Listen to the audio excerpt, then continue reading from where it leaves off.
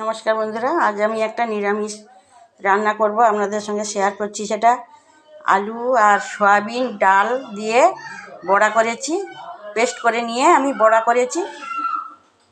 আর আলুটাকে ভেজে নিয়েছি, বড়াটাকেও ভেজে নিয়েছি, মশলাপাতি নিয়ে নিয়েছি। আমি কড়াইতে তেল দিয়ে দিয়েছি। তো এবার আমি রান্নাটা করব।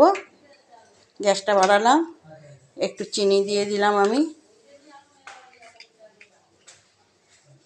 দেব গরম মশলা তেলে।